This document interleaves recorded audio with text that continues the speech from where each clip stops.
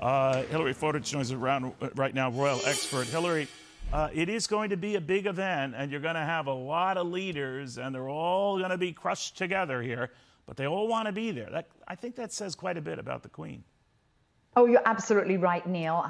It's actually witnessing that line that you mentioned, or the queue in England. They're referring it to actually as the Elizabeth line.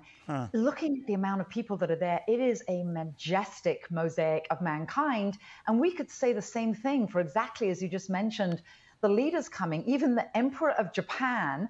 He's going to be on one of those buses, Neil, although they are being referred to by the Metropolitan Police as pods.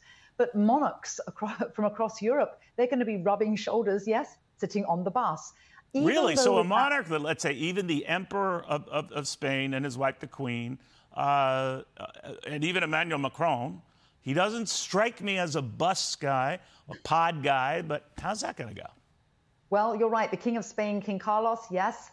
You're absolutely right. He will be there. I mean, I put it this way. I'd love to be on that bus to hear, as we all would be, the conversation. We won't be. But you mentioned, Neil, that the line, that queue, even David Beckham, who can be considered, I think, the royalty of football, right. That would be soccer, he waited in line 12 hours. And to me, to see there are so many other celebrities, and when you see the vast array of humanity, you're right also, Neil, that we in our lifetimes, will never see anything like this again. And somebody made mention of the fact that since the Romans, and even the Romans couldn't pull this off, there's never been a gathering of this amount of global leaders and monarchs in history, and probably won't be again.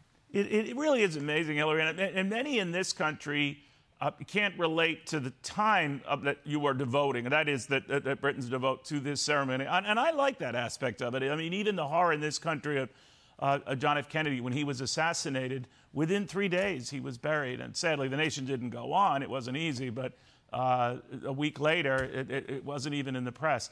Here, I think there's an opportunity to let it linger, to look at its significance. I think that's net a good development. Well, you're right. And Neil, I also think, though, that with JFK, it was horrendously tragic. In fact, we all remember those photographs, iconic photographs of John saluting his father.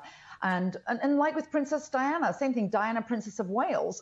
But both of those were accidents and dramatic shocks. The Queen, of course, having reigned over 70 years, that was far longer. These plans have been in place for this for decades and decades. Every member of the royal family had such a plan. This plan was referred to as Operation London Bridge, Bridges to the Next Life. So it's been in place, and yes, she saw every single aspect over this. She knew what details there would be and knew that the nation, and indeed in some regards the world, Neil, because it's not just the Brits, it's the Commonwealth, countries that chose to and wanted to be in this friendship with the UK, as well as you mentioned Americans. And lastly, if I might make mention though, remember, after 9/11, we saw New Yorkers come together in a way that they never had before. And in New York, everyone came together. I think that there wasn't an anticipation of this global outpouring and how people have come together over this. Hillary, you're so classy and all, and I'm going to be tacky now because I got to get back to the royal tension stuff. And I'm thinking of Harry and Meghan, and there's that tell-all book that's supposed to be coming out by Prince Harry. I don't know whether he's rethinking that. It's already done. He's already been paid $20 million for it. I know he might add some chapters about this and his passing of his grandmother. But do we know anything about that? Well, a few things, yes. One thing we definitely do know categorically, Neil, is that the book is being postponed in reverence to his grandmother. Thank goodness for that. We also know that, obviously, they have a mouthpiece, Omid Scobie. Somewhat, I would venture to say, perhaps maybe misrepresenting quite the way things are. There is a dinner on Sunday evening for members of the royal family and heads of state. And the reason that Prince Harry and Meghan weren't invited to that, they weren't on the guest list originally because they weren't working royals, which they chose to do. They chose to step back from the royal family. They didn't want this anymore. There are other issues like they have said that, as Meghan so famously said on that Oprah interview, that titles don't matter.